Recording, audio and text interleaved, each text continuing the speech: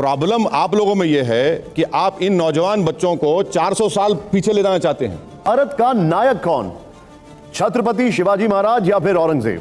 भारत का क्या कहा आपने? भारत का नायक कौन? अच्छा, ये उस आजादी हमको कब मिली? हम लोकतंत्र मुल्क कब बने? हमारे पास कॉन्स्टिट्यूशन कब आया? कॉन्स्टिट्यूशन हमारे पास, देखिए सर, सुनिए, हमारे पास कॉन्स्टिट्यूशन कब आया? कॉन्स्टिट्यूशन हमने 1950 में अपने आप को दिया। आज़ादी हमको मिली 15 अगस्त 47 को।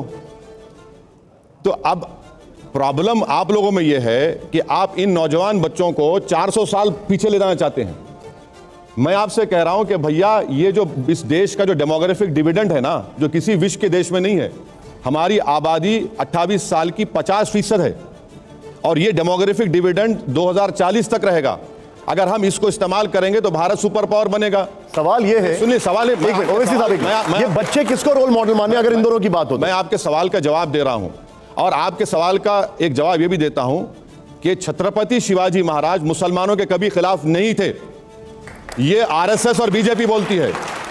छत्रपति शिवाजी महाराज जब कल्याण पे कामयाबी हासिल की और कल्याण के नवाब की बहू उनके सामने पेश की गई, तो छत्रपति शिवाजी ने कहा कि ये इसको मैं देखना पसंद नहीं करूंगा, उसको इज्जत के साथ इसको वापस कर दिया जाए।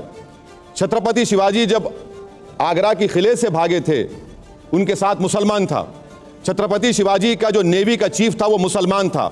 छत्रपति शिवाजी का जो टैंक्स आर्टिलरी का चीफ था वो मुसलमान था।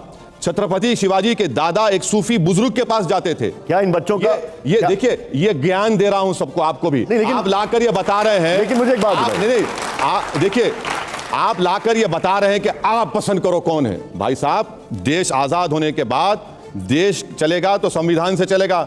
उस जमाने में कोई संविधान नहीं था। उस जमाने में संविधान नहीं था। राजाएं थे, बादशाह थे, उनका अलग था मामला।